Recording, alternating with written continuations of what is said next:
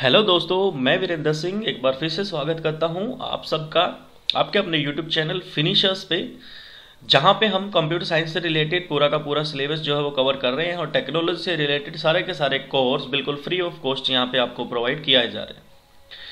Latest हमने HSSC के exams के लिए एक मैराथन क्लास अपलोड की थी चैनल पे। अगर आप लोगों ने वो क्लास नहीं देखी है तो आप जाके उस क्लास को देखिए और अपने आगामी एग्जाम्स की तैयारी में कंप्यूटर साइंस का कोई भी क्वेश्चन गलत ना हो जाए सुनिश्चित कर लीजिए।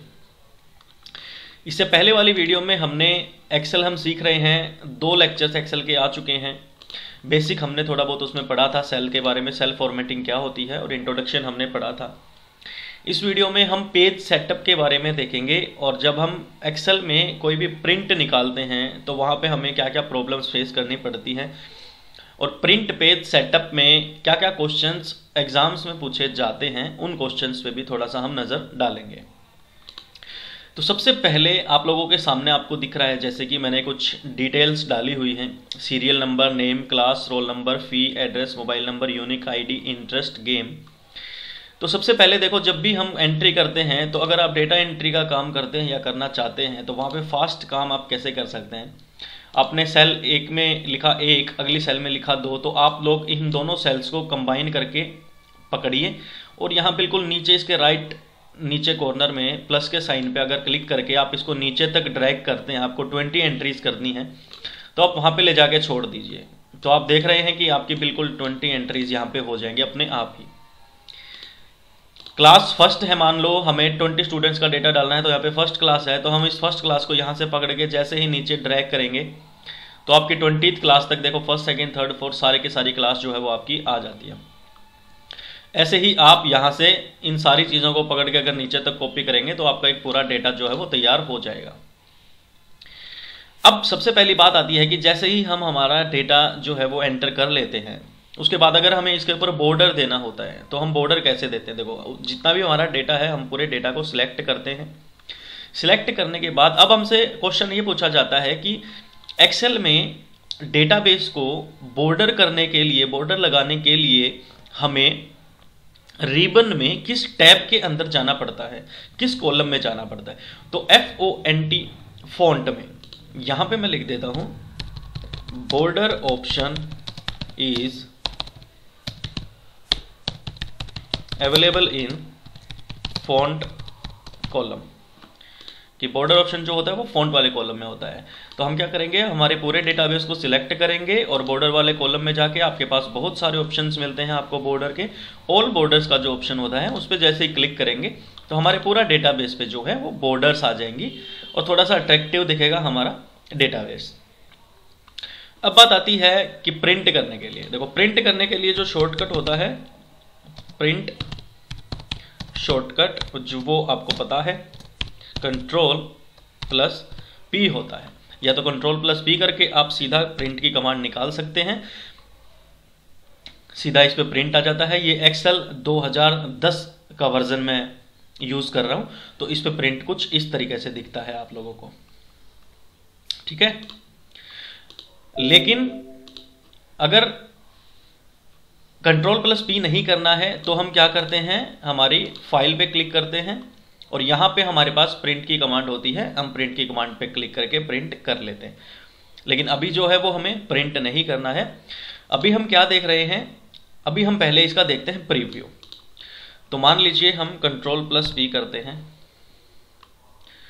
तो यहाँ पे हमारे पास बहुत सारे ऑप्शंस आ जाते हैं। यहाँ पे आपको दिख रहा है प्रीव्यू भी आपको दिख रहा है।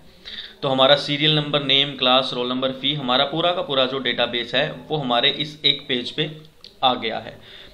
अब वो इस एक पेज पे आ गया है क्योंकि हम जाते हैं अब पेज लेआउट टैब पे। इंसर्ट के साइड में जो आपको पेज लेआउट की टैब दिख रही है, उस पेज लेआउट की टैब पे जाके हम हमारे पेज का जो है ओरिएंटेशन चेक करते हैं, क्या वो पोर्ट्रेट है या लैंडस्केप है। हमें प्रिंट जो चाहिए है वो लैंडस्केप में चाहिए है या पोर्ट्रेट में चाहिए है। आपका जो एडमिट कार्ड आप एग्ज़ाम का निकालते हो वो हमेशा पोर्ट्रेट फॉर्म में निकलता है, तो आपको पोर्ट्रेट फॉर्म में चाहिए या लैंडस्केप फॉर्म में चाहिए, वो हम यहाँ पे डिसाइड करते हैं। तो यहाँ पे मैं एक काम करता हूँ, मैं इसको थोड़ा सा यहाँ तक और कॉपी कर लेता हूँ, एक सेकंड, ठीक है।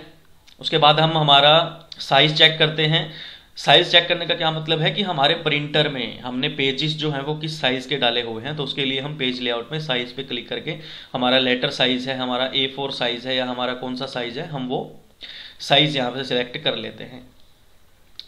उसके बाद हम दोबारा से जब हम प्रिंट पे क्लिक करते हैं तो हमें हमारे पेज का जो आपको प्रीव्यू दिख रहा है ये राइट साइड में, यहाँ पे देखिए आप लास्ट कॉलम जो आ रहा है वो इंटरेस्ट वाला कॉलम आ रहा है, लेकिन हमने तो इंटरेस्ट के बाद गेम गेम गेम के 3 कॉलम जो हैं वो भी हमने यहाँ पे किए हैं, लेकिन ये जो हैं वो हमारे प्रिंट प्रीव्यू में नहीं आ रहे हैं। हमारे पेज के ऊपर जो है हमारा डेटाबेस जो है वो पूरा नहीं आ रहा है, 3 कॉलम जो हैं हमारे वो अभी इसमें बचे हुए हैं। तो उन 3 कॉलम्स को भी हमें इसी पेज पे अगर सेट करना है तो उसके लिए हम क्या कर सकते हैं, उसके लिए पेज लेआउट पे जाके सबसे पहले तो हम हमारी ओरिएंटेशन जो है वो लैंडस्केप कर सकते हैं। जैसे ही हम देखो ओरिएंटेशन, जैसे ही मैंने लैंडस्केप सिलेक्ट की है तो ये जो डॉटेड लाइन आपको दिख रही है पेज ब्रेक की, ये लाइन पहले यहाँ पे थी, अब ये लाइन यहाँ पे आ गई है, क्योंकि पहले हम पोर्ट्रेट मोड में हमारा पेज यूज कर रहे थे हमारी शीट में, अब हम वही लैंडस्केप में यूज कर रहे हैं। अब अगर मैं प्रिंट पे जाके अगर हम चेक करेंगे प्रीव्यू, तो अब हमारा जो है वो सारा का सारा डेटा जो है वो हमारे पेज पे देखो आ गया है। लास्ट वाले जो 3 कॉलम जो पहले नहीं आ रहे थे वो अब यहाँ पे आ चुके हैं। तो इस तरीके से अगर आपका डेटा जो है वो एक पेज से बाहर निकल रहा है तो या तो आप पेज लेआउट पे जाके ओरिएंटेशन में पोर्ट्रेट लैंडस्केप कर सकते हैं, या फिर अगर आप पोर्ट्रेट ही रखना चाहते हैं कि नहीं भाई हमें तो पोर्ट्रेट ही रखना है और हमें ये वाला जो डेटा है जो पेज से बाहर निकल रहा है ये भी हमें हमारे पेज के ऊपर ही चाहिए है, तो उसके लिए क्या करते हैं, हम हमारा जितना डेटाबेस है उस पूरे को सिलेक्ट करते हैं। ठीक है, पूरे को सिलेक्ट करते हैं और फिर कंट्रोल P करते हैं। फिर हम जब कंट्रोल P करते हैं तो इसका क्या मतलब हुआ कि हम जितना भी हमने पूरा का पूरा सिलेक्ट किया है, हम उस सिलेक्शन को जो है ना वो सिर्फ उस सिलेक्शन को हम प्रिंट करवाना चाहते हैं। तो उसके लिए यहाँ पे देखो एक पेज सेटअप का ऑप्शन आप लोगों को दिया हुआ है। इस पेज सेटअप पे जब हम जाते हैं तो यहाँ पे आप लोगों को बहुत सारे ऑप्शंस मिलते हैं, पोर्ट्रेट, लैंडस्केप करने का, फिट करना है आपको सिर्फ एक पेज पे फिट करना है, एडजस्ट कितना करना है, 100% रखना है, पेपर साइज आपका क्या होना चाहिए, मार्जिन आप अपने पेज पे कितना रखना चाहते हैं, हॉरिजॉन्टल और वर्टिकल अगर दोनों को हम सिलेक्ट कर देते हैं तो जो भी डेटाबेस हमारे पास होता है वो हमारे पेज के बिल्कुल सेंटर में आ जाता है।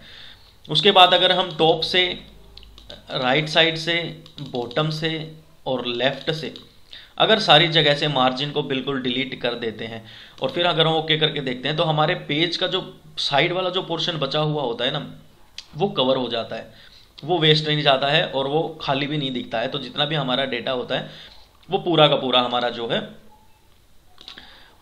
कवर हो जाता है। उसके बाद प्रिंट एक्टिव शीट्स वाला जो ऑप्शन होता है, देखो यहाँ पे 3 ऑप्शन होते हैं, print active sheet, print entire workbook, print selection. तो अभी हमने जो सिलेक्शन किया था उसके लिए हमें यहाँ पे इस प्रिंट सिलेक्शन पे क्लिक करना होता है। तो जैसे ही हम प्रिंट सिलेक्शन पे क्लिक करते हैं तो देखो हमारे गेम वाले जो ऑप्शन होते हैं वो भी हमारे यहाँ पे आ जाते हैं, बशर्ते हम जो करते हैं यहाँ पे अगर हम लैंडस्केप कर देते हैं तो लैंडस्केप अगर हम साइज कर देते हैं तो हमारा पूरा का पूरा वो डेटाबेस जो है देखो वो पूरा का पूरा हमारे पेज पे बहुत अच्छे तरीके से जो है कवर होके आ जाता है। तो प्रिंट सिलेक्शन करने का मतलब ये होता है। प्रिंट इंटायर वर्कबुक का मतलब होता है कि हम जो भी जितना भी हमारी वर्कबुक पे काम करते हैं पूरी की पूरी वर्कबुक पे जो भी डेटा है वो सारा का सारा प्रिंट हो जाएगा। और इसके बाद तीसरा ऑप्शन जो हमारे पास होता है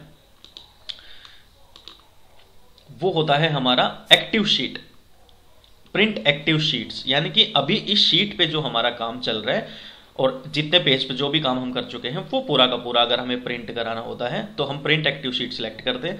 अगर सिर्फ जितना हमने सिलेक्ट किया है हम उसको प्रिंट कराना चाहते हैं तो हम प्रिंट सिलेक्शन पे क्लिक करके उसको करवा सकते हैं।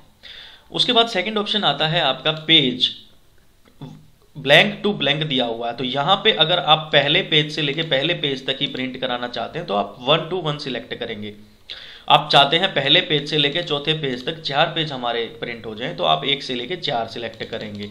आप चाहते हैं दूसरा पेज ही सिलेक्ट हो तो 2 से 2 सिलेक्ट करेंगे। आप इस तरीके से इनको आप सिलेक्ट करेंगे। क्लियर है दोस्तों? तो इस तरीके से जो है वो आप अपना प्रिंट कर सकते हैं, अपने एक्सेल के डेटाबेस को प्रिंट कर सकते हैं।